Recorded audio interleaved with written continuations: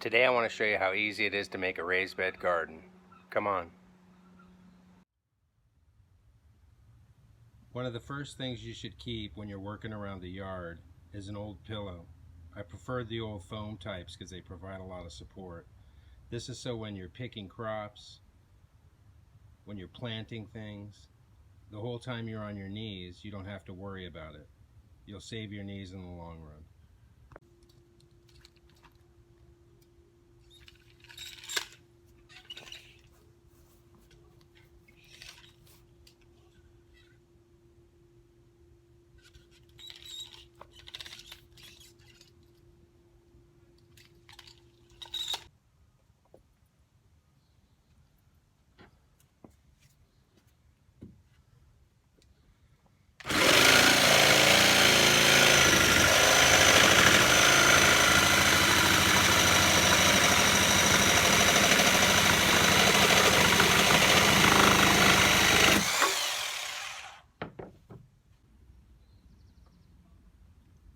Now that you've cut all your boards to length, you want to get the hardware that you need to put the boards together and make the raised bed.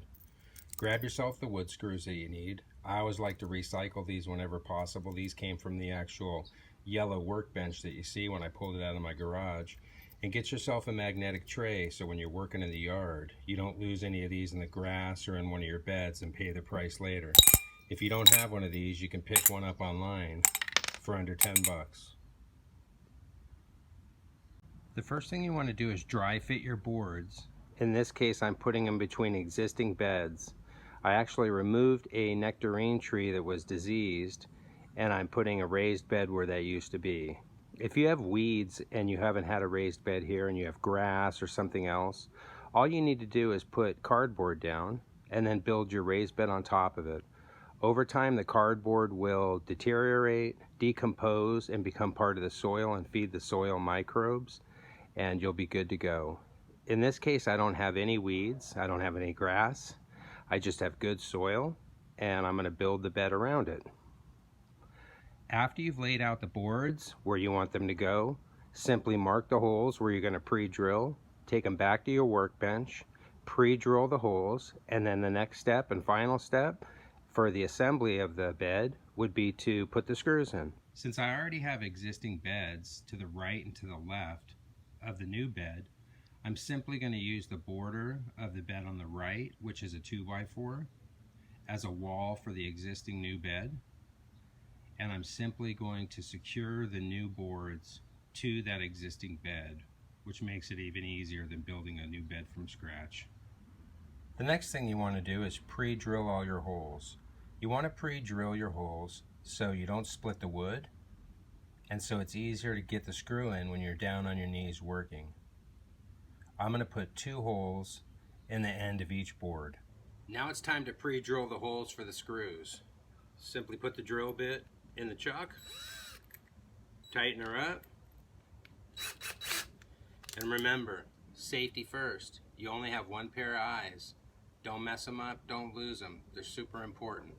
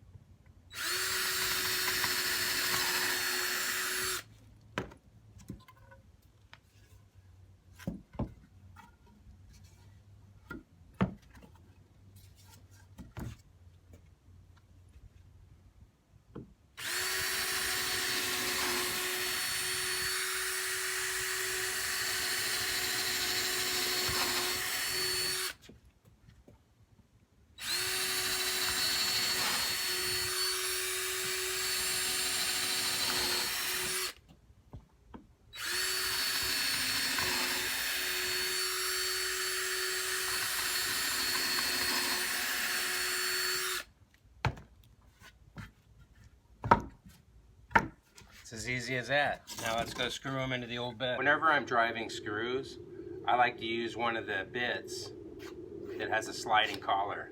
See that? The reason is because it actually keeps the screw from falling off. And when you're on your knees and when you're doing stuff in the dirt or when you're doing stuff overhead, you know, it's a pain every time you're trying to start a screw and it falls off. So this collar simply slides up and down. Let me give you a close-up. Simply goes up and down, up and down, up and down. So as you drive the screw into your piece of material, the collar goes back, the screw goes in. You don't have to worry about it falling out and going down, picking it up and everything else. Makes it really, really easy. This one's by Makita, but it's so old. I mean, you can go to the hardware store or a big box store and they probably have 100 different types. Doesn't matter, they all do the same thing.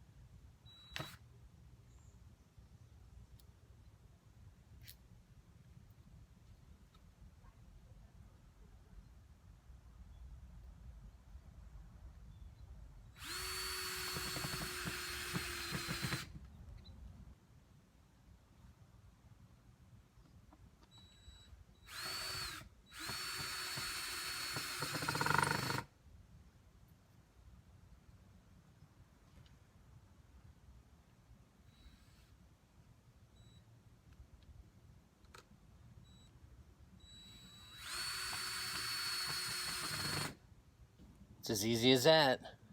One important thing I like to do in Southern California where it's hot, and if you have a hot environment, I would wet your bed first before you fill it with your growing medium. I like to pre-soak my beds so there's plenty of moisture retention so the plants can take off easily.